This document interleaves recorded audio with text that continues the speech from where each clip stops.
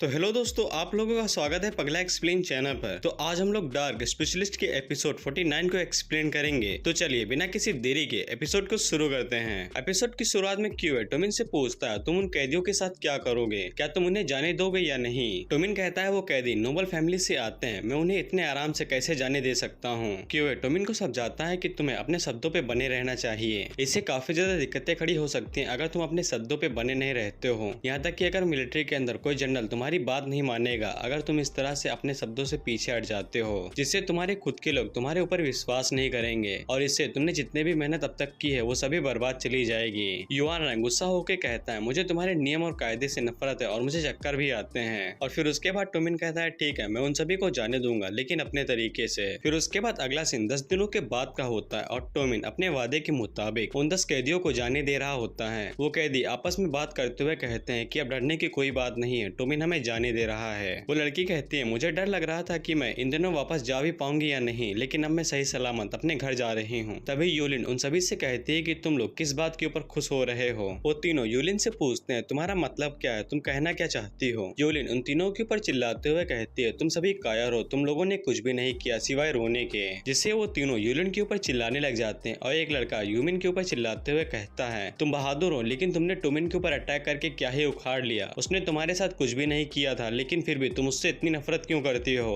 और यहाँ तक कि तुम्हारी चोटों को देखकर उसने तुम्हारे लिए डॉक्टर सू को बुलवा दिया। यूमिन चिल्लाते हुए कहती है, तुम सभी कायर हो, चुप रहो। और फिर उसके बाद थोड़ी देर में वो सभी निंग आर्मी के कैंप तक पहुंच जाते हैं। यूलिन घोड़ा गाड़ी से निकल के उस लड़के से कहती है, मुझे अपनी तलवार वापस दो। वो लड़का यूलिन को अपनी तलवार देने से पहले सोल कलेक्टिंग पिल देता है और वो जो लड़का उन लोगों को यहाँ पे लेके आया होता है वो अनराइवल से कहता है, देख लो हर कोई यहाँ पे आ गया है। अनराइवल उससे कहता है, तो क्या तुम कुछ ज्यादा जल्दी में नहीं हो? तुमने यहाँ तक कि घोड़े का कॉलर भी निकाल दिया, तुम्हें कैसे पता चला कि मैं तुम्हें यहाँ से जिंदा वापस नहीं जाने दूंगा? फिर उसके बाद अनराइवल उस सोल्जर के ऊपर अपनी लाइटनिंग से अटैक कर देता है, लेकिन तभी वो सोल्जर डार्क एरो टीम का कमांडर जियांग बन जाता है और वो लाइटनिंग उसके शरीर से आर पार हो जाती है और पीछे जाकर घोड़ा गाड़ी में लगती है, क्योंकि वो सिर्फ जियांग का एक क्लोन होता है। और जियांग वहाँ से जाते हुए कहता है, जैसा कि मिस्टर टोमिन ने सोचा था, तुम सभी कमीने हो सालो। और फिर उसके बाद जियांग वहाँ से हवा की तरह गायब हो जाता है। फिर उसके बाद हम लोग देखते हैं वो लड़की भी सोल कलेक्टिंग पिल खा रही होती है, लेकिन तभी एक स्लैश गुजरता है और उसकी गर्दन काट देता है। और ये अटैक यूलिन ने किया होता है। वो सभी लोग यूलिन से पूछते हैं, तुम क्या कर रही हो? लेकिन यूलिन उन दोनों को भी मार देती है। अनराइवल यूलिन से पूछता है, तुम क्या कर रहे हो, तुमने उन्हें क्यों मार दिया?